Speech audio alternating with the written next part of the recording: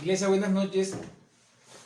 Le damos una cordial bienvenida a nuestra transmisión desde nuestra iglesia Gracia Redentora de Cristo en este miércoles, en esta noche fría, desde nuestros hogares, nuestro hogar que estamos transmitiendo en este nuevo privilegio que Dios nos da de compartir su palabra, de llevar las buenas nuevas, Señor. Y les pido que se dispongan para que entremos en oración en esta hora y dispongan que nada les robe esta paz a los que nos están viendo, a los que nos van a ver. Amado Dios y Padre Santo, te damos gracias en esta noche, en el nombre que es sobre todo nombre, en el nombre de Cristo Jesús, amado Señor. Gracias por este privilegio. Gracias, Señor, por hoy permitirnos llegar nuevamente a los hogares, a nuestras familias, a nuestros hermanos, a nuestra iglesia, Señor, con una palabra. Esa palabra tuya que nos llena, que nos anima, esas palabras de vida eterna que solo vienen de ti, Señor. Te damos gracias en esta noche, Señor. Te alabamos, te adoramos y te bendecimos, Padre eterno, en el nombre de Cristo Jesús. Amén y amén. Y en esta noche les quiero compartir, mis amados, ese título hermoso y lo quiero acompañar con el versículo en el Evangelio de San Juan, en el capítulo 6, en el versículo 68. Todos conocemos este momento en el que estaba un poco confrontado los discípulos y que nuestro Señor hace esa pregunta después de haber que el pueblo vio a nuestro Señor de milagros, proezas, cuando el Señor le pregunta a sus discípulos si ellos también querían volver atrás. Pedro contesta con aquel toque del Espíritu Santo. Dice Pedro, la palabra de Dios dice: le respondió Simón Pedro: Señor, ¿a quién iremos? Tú tienes palabra de vida eterna. ¿A quién iremos, Señor? ¿A quién iremos si solo tú tienes palabra de vida eterna? Fue lo que dijo nuestro Señor Pedro a nuestro Señor Jesucristo. Es decir, en este momento, hasta este punto del ministerio de nuestro Señor Jesucristo, solo 12 hombres escogidos por Dios habían quedado para continuar la labor que Dios ya tenía predestinada en estos hombres, en esta gran labor que ya el Señor tenía establecida. Y hasta este punto del ministerio, solo estos varones quedaron. Este pueblo que seguía a Jesucristo lo perseguía por todas partes porque habían visto los milagros, habían visto las grandes proezas de nuestro Señor. Entonces, en el capítulo 6,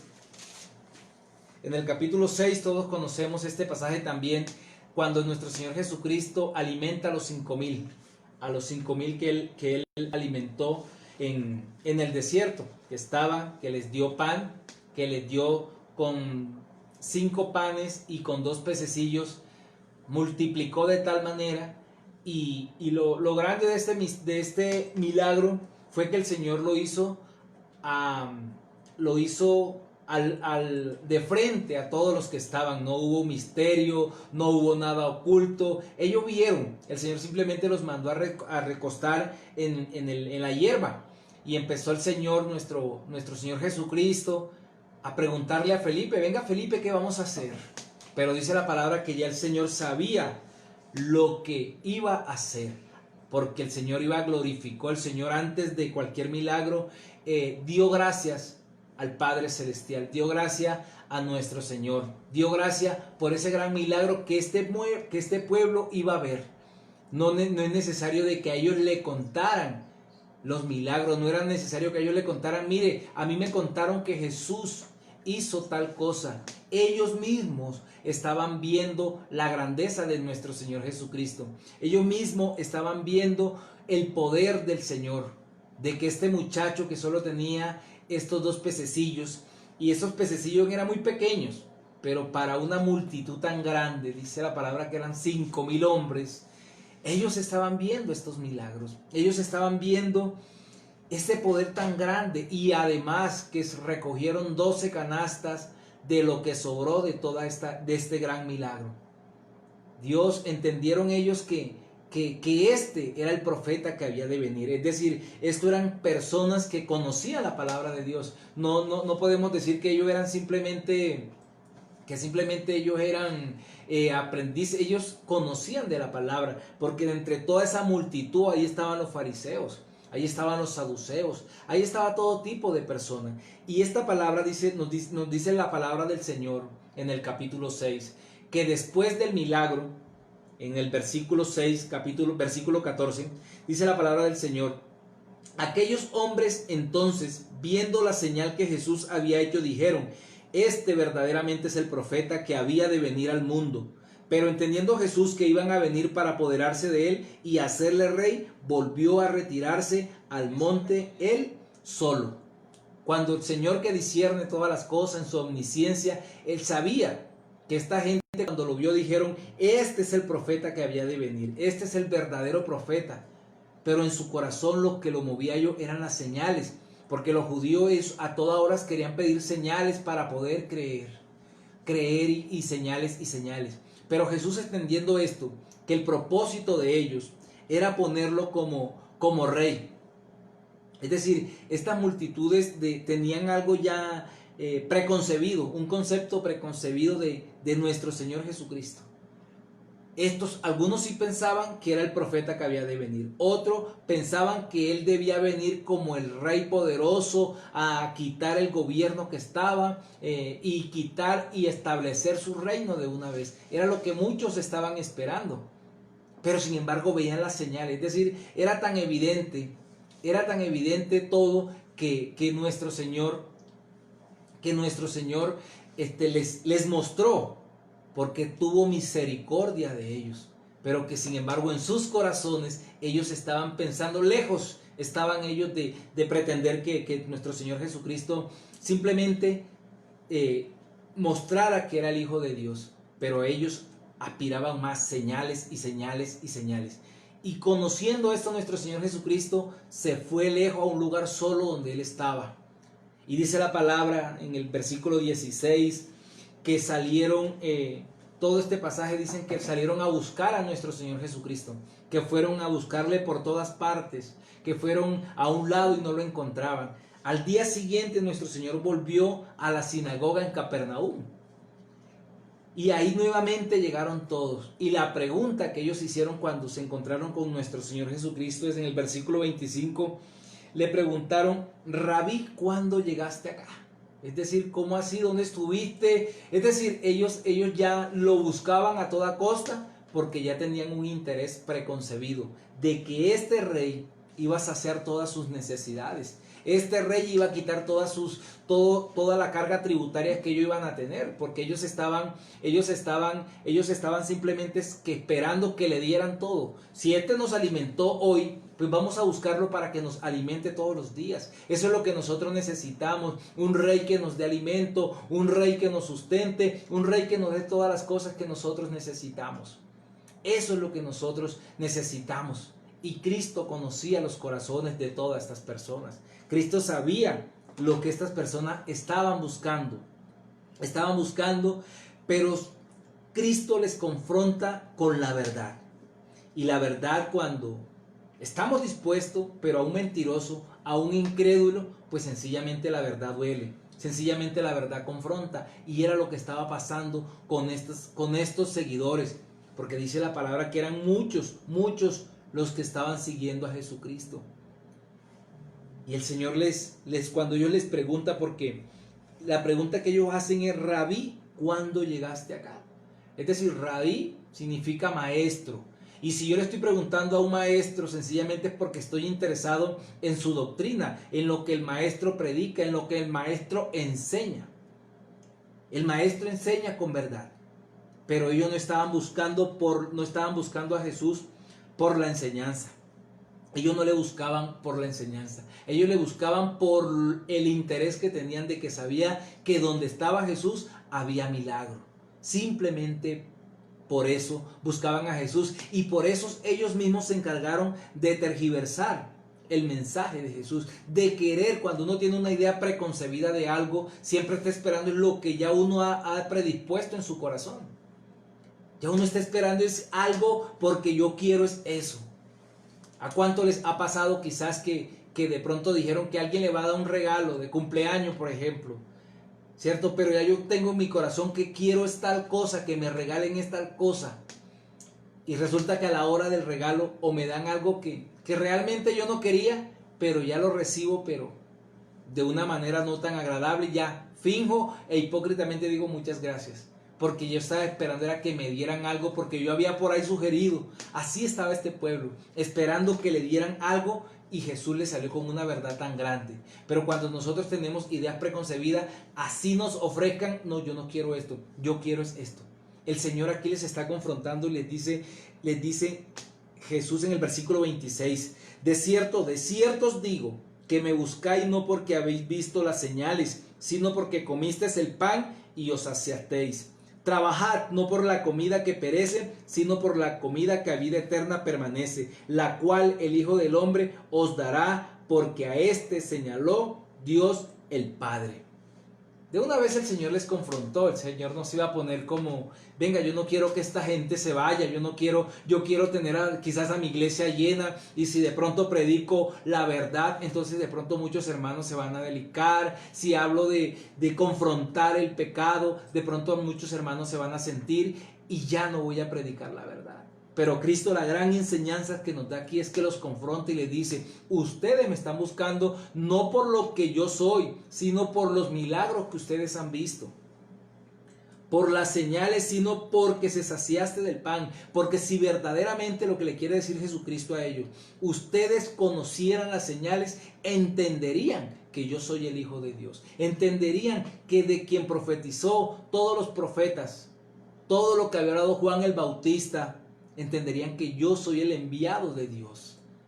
Pero ellos estaban simplemente era por saciar. Ellos estaban pensando en su bienestar. Era lo único en lo que ellos estaban pensando. Y el Señor los confronta de una manera. De una manera los confronta el Señor que verdaderamente chocó con lo que ellos tenían. Los chocó y por supuesto, al momento de sentirse chocado, el Señor les empezó a explicar. Le empezó a explicar todo este tema. En el versículo 28 dice la palabra del Señor. Entonces le dijeron, ¿qué debemos hacer para poner en práctica las obras de Dios? Respondió Jesús y le dijo, esta es la obra de Dios, que creáis en el que me ha enviado. Le dijeron entonces, ¿qué señal pues haces tú para que veamos y te creamos? ¿Qué obra haces? Nuestros padres comieron el maná en el desierto, como está escrito, pan del cielo les dio a comer. Y Jesús les dijo, de cierto os digo, no os dio Moisés el pan del cielo, mas mi Padre os da el verdadero pan del cielo, porque el pan de Dios es aquel que descendió del cielo y da vida al mundo. Le dijeron, Señor, danos ese pan, siempre este pan. Jesús le dijo, yo soy el pan de vida, el que a mí viene nunca tendrá hambre, y el que en mí cree no tendrá sed jamás. Mas os he dicho que aunque me habéis visto, no creéis. Todo lo que el Padre me da vendrá a mí, y al que a mí viene no le echo fuera, porque he descendido del cielo no para hacer mi voluntad, sino la voluntad del que me envió. Y esta es la voluntad del Padre que me envió, que de todo lo que me diere no pierda yo nada, sino que lo resucite en el día postrero. Y esta es la voluntad del que me ha enviado, que todo aquel que ve al Hijo y cree en Él tenga vida eterna, y yo le resucitaré en el día postrero. Hasta una parte de esta conversación, aquí ellos dijeron, danos ese pan. ¿Qué tenemos que hacer? ¿Qué tenemos que hacer nosotros para recibir todas estas cosas? Pero en medio de ellos seguían pidiendo aún más señales. ¿Qué señales? Danos señales para que nosotros creamos, veamos y creamos. Semejante señal que habían visto. Habían visto anterior a esto, el Señor ya había hecho más milagros. Porque cuando en la boda de Caná, sencillamente convirtió el agua en vino. Y esto fue, y todos los que estaban en la fiesta probaron de este vino. Vieron este milagro también claramente, real. O sea, todos vieron. Todos vieron este gran milagro que había hecho el Señor anteriormente. Y vieron de dónde era su procedencia. Pero aquel Señor les confronta. Cuando el Señor Aquí cuando el Señor le dice, hasta que cuando el Señor le dijo, yo soy el pan que descendió del cielo. Cuando les confrontó, hasta ahí llegaron, como que les llegó la felicidad. Ellos dijeron, este va a ser más milagro, este nos va a dar más señales. ¿Qué más hay que hacer? Necesitamos. Porque la confianza de los judíos estaba en su ley. La confianza de los judíos estaba en Moisés, en la ley de Moisés. Y dicen, nuestros padres comieron el maná en el desierto. Pero Jesucristo les recuerda que no fue Moisés el que le dio el pan, que fue Dios el que descendió ese pan milagrosamente. Y cada día le daba la porción que ellos necesitaban para su pan. Cada día le daba la porción. Y sin embargo, también la palabra nos dice de que en Éxodo 16, versículo 2, que ellos murmuraron de nuestro Señor. Ellos murmuraron de que tenían hambre, de que tenían sed. Y la murmuración es hablar a la espalda de. Es decir, no hablar de frente, es hablar entre los dientes, dijéramos de pronto de una manera coloquial. Es hablar, no hablar de frente, es murmurar acá, como el runruneo, así como lo hace el chismoso. Y por eso el Señor aquí le está dando una gran enseñanza a este pueblo que fue obstinado, terco como él solo. Moisés no fue el que le dio el pan, Dios, y yo soy ese pan. Lo que el Señor le está diciendo aquí en este momento es decir, yo soy Dios, yo fui el que mandé el pan en el desierto, yo fui el que abrí manantial en el desierto, ese fui yo, el que abrió el mar soy yo soy. Pero como ellos no tenían otro concepto del que había de venir, sin dudas, dice en el versículo 41, murmuraban entonces los judíos porque había dicho, yo soy el pan que descendió del cielo. Y esto normalmente también pasa cuando alguien que conoce la palabra de Dios quiere sencillamente que tú le des las razones o que tú le convenzas con argumentos para que pueda creer. Dime dónde queda el infierno. Dime qué fue la mujer de Caín. Dime tal misterio. Dime, o sea, empiezan a confrontar y sabía Jesucristo y sabe uno. Es decir, esas son las vanas discusiones que la palabra de Dios nos manda que nosotros no tengamos. Porque hay muchos que simplemente quieren justificar cuando ya han conocido. Diferente es cuando tú le hablas a un nuevo creyente que tiene hambre, que tiene sed de conocer la verdad, que te dice qué debo hacer, cómo hago para ser salvo, que verdaderamente hay esa hambre y esa sed de conocer de la palabra de Dios. Pero estos eran conocedores de la palabra, estos no eran ningunos ingenuos, habían maestros de la palabra aquí, rabinos como ellos se hacían llamar y les gustaba que le dijeran rabí también, porque ellos eran cada día de reposo en la sinagoga estaban enseñando. Pero cuando se fueron se sintieron confrontados y eso pasa. Al incrédulo o aquel que dice ser creyente cuando se es confrontado con la verdad, sencillamente da un paso atrás. Sencillamente cuando siente de que le están tocando su orgullo, empiezan entonces las excusas, como empezaron esto a decir, ¿no es ese Jesús, el hijo de José, cuya madre nosotros conocemos? ¿Cómo pues dice del cielo he descendido? Jesús respondió y le dijo, no murmuréis entre vosotros. No murmuréis entre vosotros. Ninguno puede venir a mí si el Padre que me envió no le trajere, y yo le resucitaré en el día postrero. Es así de sencillo. Es decir, no murmuren, no digan las cosas entre los dientes. Porque si ustedes estuvieran escogidos, vendrían. Porque nadie viene a Jesucristo si el Padre de antemano no le ha llamado, como había llamado a estos 12.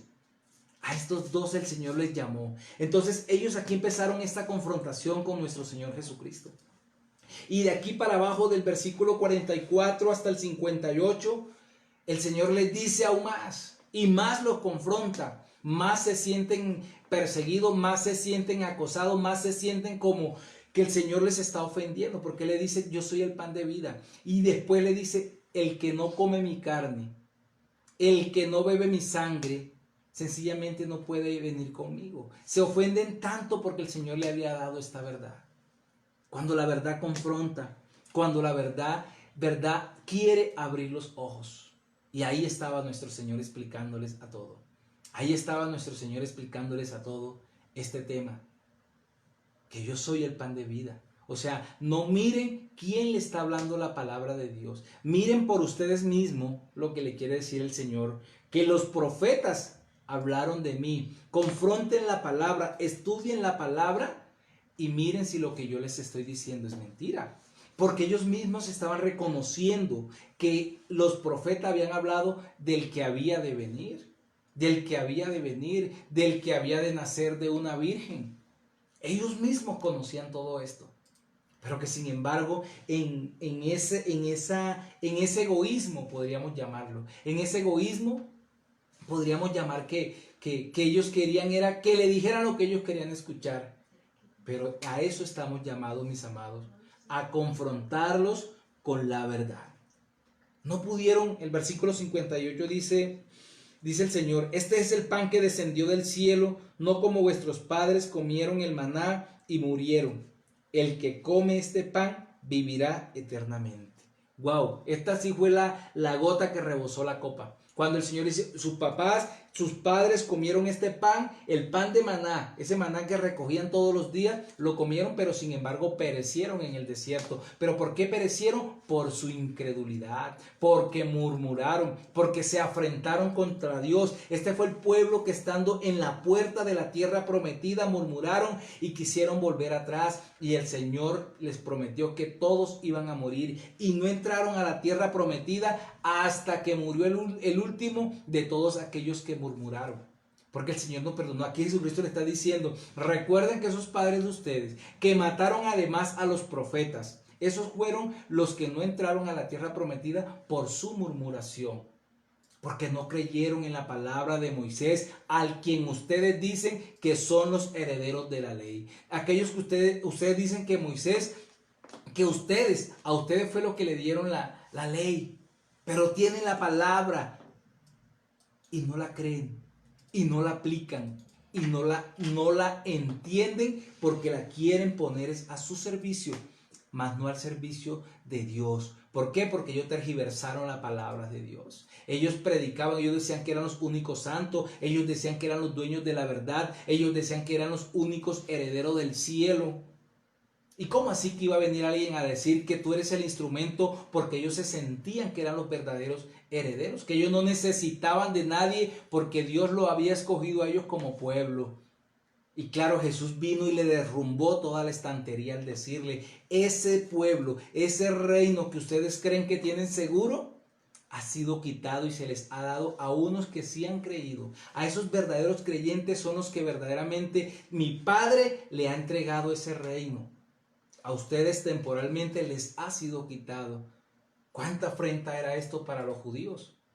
¿Cuánta afrenta era esto? Lo mismo lo podemos ver nosotros en nuestras iglesias. ¿Por qué muchos vuelven atrás? ¿Por qué muchos vuelven atrás? Como lo dice la palabra en el versículo 60. Volvemos como al inicio de donde empezamos. Dice la palabra en el versículo 60, al oírlas, muchos de sus discípulos dijeron, dura es esta palabra, ¿quién la puede oír? ¿Quién puede oír estas palabras? Porque es muy difícil digerir las cosas. A ellos no, en su mente no entraba todas las cosas que Jesús había dicho. Es tan sencillo como cuando a alguien que desde el comienzo nunca le hablaron la verdad, nunca le hablaron los principios bíblicos, cuando llegó nunca le hablaron de Jesucristo, nunca le mostraron primeramente a Jesucristo, sino que le mostraron las añadiduras. Donde alguien que haya empezado toda la vida escuchando el evangelio de la prosperidad, difícilmente cuando le hablen la verdad la va a querer aceptar.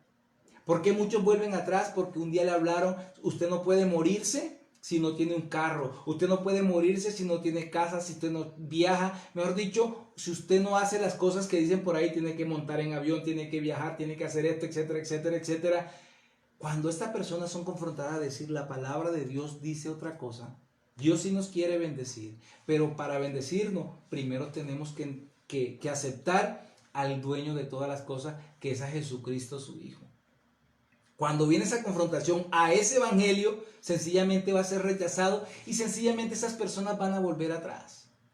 porque le están confrontando toda la enseñanza, todas las doctrinas de hombres que ellos tienen. Esa es la diferencia. Esa es la diferencia cuando en una iglesia de sana doctrina por demás, es decir, que se predique a Jesucristo, se empiezan por el orden. Primero es que tú conozcas a Jesucristo y en su momento, y si Dios te va a bendecir, Dios quiere que estemos bendecidos.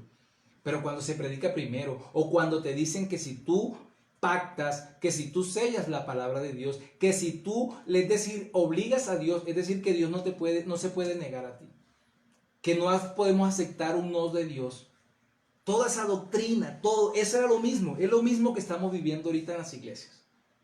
Porque yo necesito ver la iglesia llena, pero la iglesia se está desviando del propósito por el cual fue creada por nuestro Señor Jesucristo. Y es que se predique la verdad, es que se predique a Jesucristo, que Jesucristo fue el que descendió del cielo, es Dios hecho hombre.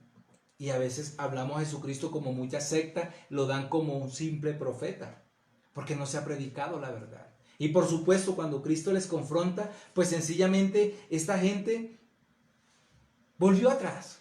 Aquí vemos la ceguera espiritual. Aquí vemos esa ceguera espiritual, la falta de visión. La falta de visión de tener ese verdadero conocimiento. Cuando perdemos la perspectiva, cuando perdemos la visión de lo que es ser un verdadero creyente. Cuando nosotros perdemos eso, vamos a estar deambulando, vamos a estar dando vuelta y vamos a estar en confusiones, como las iglesias de Asia Menor que le escribió nuestro Señor Jesucristo. Vamos a estar como la iglesia de Corintio, que Pablo a toda hora tenía que estar corrigiéndola, porque siempre eran inclinados a irse a doctrinas de hombre. Lo mismo, casi que las iglesias tenían que permanentemente, por eso Pablo les mandó 1 y 2 cartas y 3 cartas, para corregir todo lo malo, porque siempre la iglesia está vulnerable a dejarse permear por las doctrinas de los hombres, por las doctrinas de los hombres. Pero aquí el Señor les está confrontando aquí en estos versículos. Dice el versículo 61. Sabiendo Jesús en sí mismo que sus discípulos murmuraban de esto, les dijo, ¿esto os ofende? Wow, esto yo me imagino que como cuando le echan limón a una herida. ¿Esto les ofende? ¿Que les diga la verdad les ofende?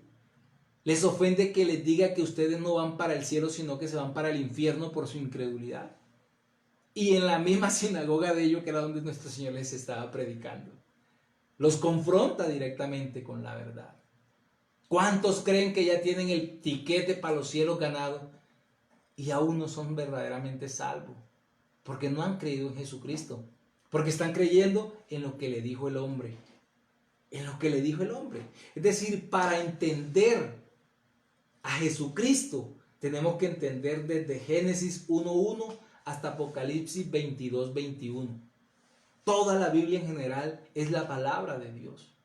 Y no podemos nosotros de pronto segmentarlas, como a muchos les gusta es las promesas, compran en la Biblia de las promesas, para cuál es la promesa que me corresponde, cuál es la promesa de este día, cuál es la promesa del día siguiente, todo promesas, promesas, promesas.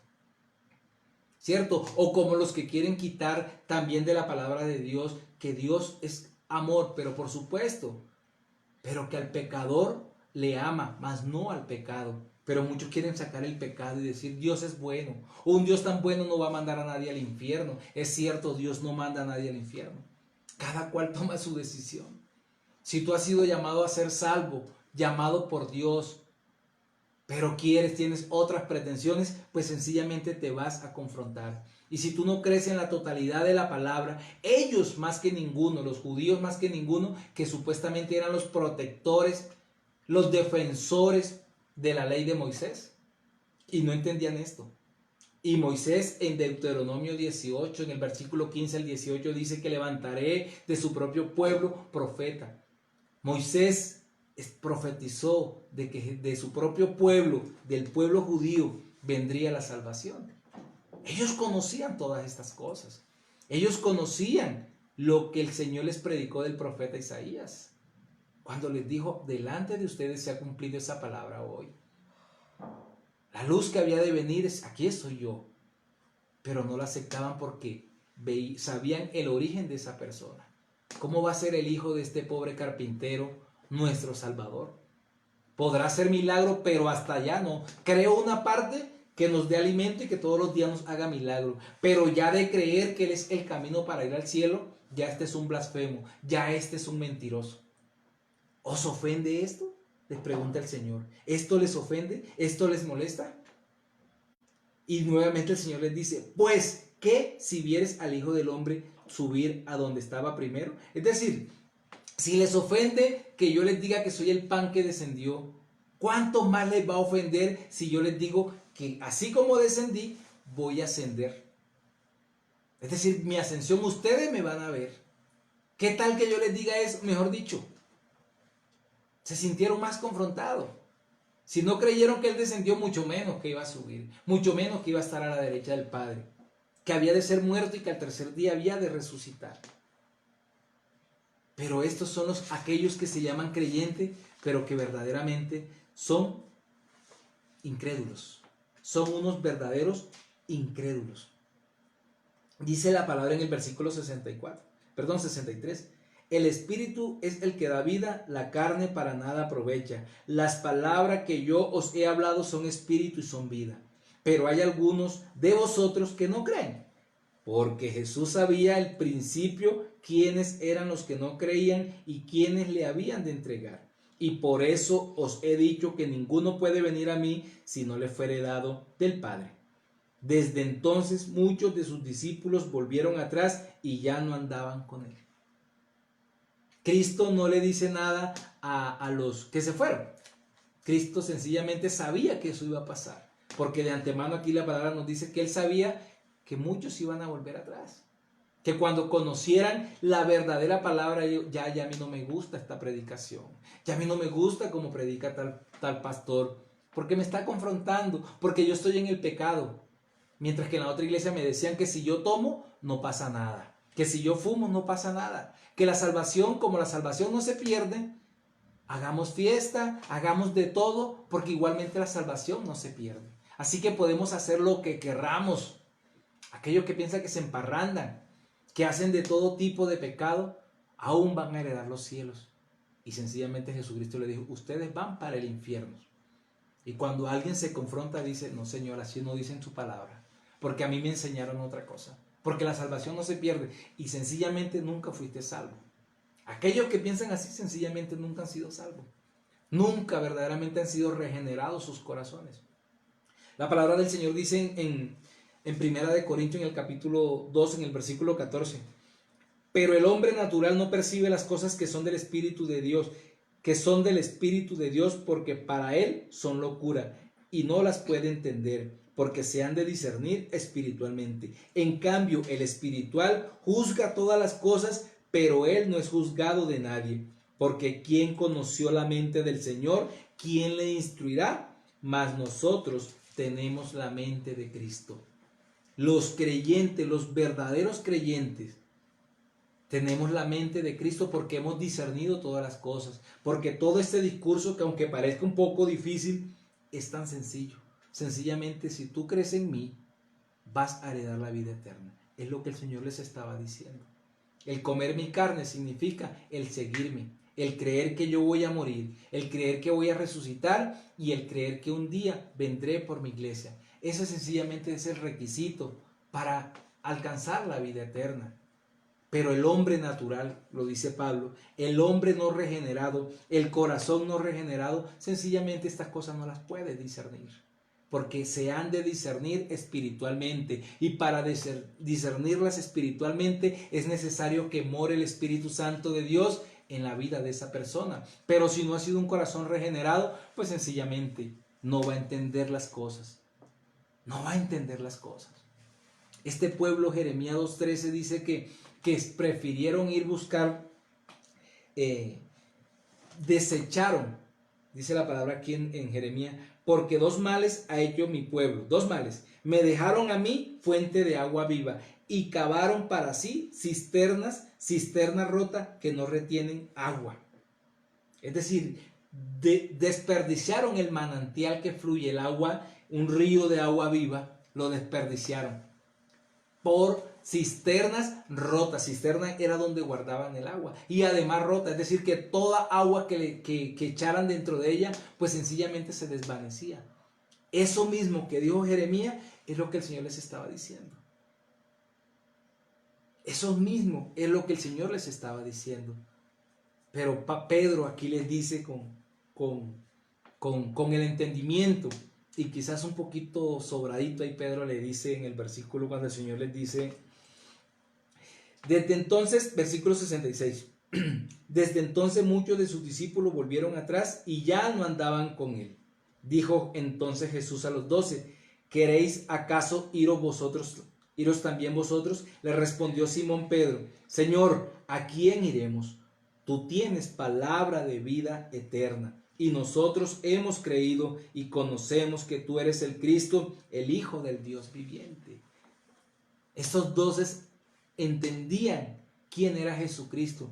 Esto espiritualmente habían discernido, si bien obviamente creyeron porque fueron llevados por el Padre a nuestro Señor Jesucristo. Pero ¿a quién iremos si solo tú tienes palabra de vida eterna? Pedro y los discípulos en gran discernimiento dijeron, nosotros hemos visto todas las cosas, y hemos visto y sabemos a lo que nos estamos enfrentando, pero sabemos, Señor, que solo tú nos puedes dar vida eterna. Sabemos que solo tu presencia, que solo tú, mi Dios, nos puede llenar y bendecir. Solo tú, Señor, nos puedes dar eso que nosotros necesitamos. Solo tú lo puedes llenar, amado Dios. Pedro lo entendió, solo tú tienes palabras de vida eterna. Las palabras de vida eterna quiere decir que así como son palabras, es tener poder para dar vida eterna. La palabra de Dios tiene el poder, las palabras de Jesucristo tienen poder para darnos vida eterna. Era lo que el Señor estaba diciendo a ellos en este discurso. Cuando las palabras de vida eterna llegan a un corazón regenerado, es como un manantial. Es como un manantial. Es como ese momento en el que estaba Agar en el desierto, ya viendo que su hijo iba a morir, y de pronto lloró su hijo, y Dios escuchó la voz de Ismael, y el Señor que mandó a su ángel y abrió un manantial en el desierto.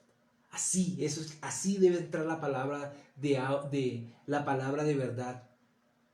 Las palabras, como Pedro le dice acá, solo tú tienes palabras vivas, es lo que Pedro le estaba acá. Solo tú tienes palabra de vida. Así debe ser la palabra. Y si la palabra está transformando, está calando en lo más profundo de tu corazón, significa que tú eres un corazón regenerado. Pero si por el contrario la palabra te confronta, te molesta, entiendes que aún tú no has sido regenerado. Y pídele en esta noche a nuestro Padre Celestial que te dé ese querer y ese hacer para que verdaderamente disfrutes, porque las palabras de vida eterna se disfrutan, no importa la adversidad. Si nos confronta, damos gloria a Dios, porque está corrigiendo nuestro caminar, porque está corrigiendo nuestra manera de vivir. Eso es lo que hace la palabra de vida eterna en nuestras vidas. Las palabras de vida eterna se experimentan, se viven. No es un simple decir, yo soy creyente, yo creo que el Señor es milagroso y estoy esperando un milagro, pero lo digo de labios para afuera, pero verdaderamente no lo siento en mi corazón. No siento en mi corazón esa transformación, ese amor, ese gozo. Tú que eres transformado cuando te bautizaste, por ejemplo. Yo no olvido ese momento tan grande y sublime que fue el descender a las aguas, porque verdaderamente quiero agradar a Jesucristo. Eso es tener un corazón transformado, es entender que mi vida la debo poner al servicio de Jesucristo. Eso es que las palabras de vida eterna entren en mi vida, que como dice el Salmo 42, como el siervo brama por las corrientes de agua. Que así sea esa palabra de vida, que tú la anheles como ninguna otra cosa. Esa es la palabra que transforma. Eso lo entendió Pedro y los 12. Aun cuando nuestro Señor les dice, yo los he escogido a ustedes 12 y uno es diablo. Es decir, ese diablo aquí significa que uno es instrumento del diablo. Uno es escogido porque está de acuerdo con el diablo, que es Judas. Uno me va a entregar a mí. Pero sin embargo, ahí te estoy capacitando. Ahí sencillamente Dios le está diciendo, si tú no quieres creer, es porque has endurecido tu corazón. Así que eso mismo pasa. Lo que pasó con Judas es lo que pasa con un incrédulo que no ha dispuesto su corazón para que la palabra de vida eterna entre y transforme y regenere tu vida. Oremos, mis amados, en esta noche. Que en esta noche tú te lleves la reflexión y que recibas esa palabra de vida eterna. Que esta palabra la disfrutes. Que esta palabra como el moribundo que le dan ese vaso de agua. Así quiere el Señor que tú recibas esta palabra. Que si te confronta, que si estás en pecado, pide perdón en esta noche. Eso es la palabra de vida eterna. Amado Señor y Padre Celestial, te doy gracias en esta noche por tu palabra. Por esta palabra que es manantial en el desierto, amado Señor. Tú abriste manantiales en el desierto a un pueblo que murmuró, pero que por esa infinita misericordia, Señor, ahí siempre tú nos has amado. Y que estás alargando los tiempos, amado Señor, para que todo aquel que crea no se pierda, mas tenga vida eterna. Tú no quieres que nadie se pierda, Señor, pero tú quieres que la palabra de vida eterna verdaderamente transforme corazones, verdaderamente cambie vida. La palabra de verdad, porque tu palabra es verdad, Señor, porque tu palabra es la que penetra hasta lo más profundo de nuestra alma y transforma nuestra vida y que discierne todo lo que nosotros pensamos, Señor. Hoy te pido, Padre Celestial, que seas tú glorificándote en esta noche, que levantes a esos verdaderos creyentes, que transformes a esos corazones endurecidos o a aquellos que se hacen llamar creyente y cuán lejos están de ti, Señor. Aquellos que están confundidos, sé tú mostrándoles este camino, Dios, porque quizás han escuchado tantas doctrinas, tantas palabras de hombre que se han alejado del verdadero propósito, porque tú eres el camino, porque tú eres la verdad y tú eres la vida, Señor. Te damos gracias, Señor, y te pedimos, Dios, que transformes y que te glorifiques, amado Dios. Recibe la gloria, Padre Celestial, recibe la honra, te alabamos y te adoramos, Dios, en el nombre de Cristo Jesús. Amén y amén. Mis amados, que el Señor les bendiga, que tengan una feliz noche. Que esta palabra la mediten en sus corazones y que esos ríos de agua viva, como dice la palabra en el capítulo 7, versículo 37 acá, ¿cierto? El que cree en mí, como dice la Escritura, de su interior correrán ríos de agua viva. Deja que esos ríos de agua viva, como la palabra de Dios, fluyan dentro de ti. Que Dios te bendiga. Una feliz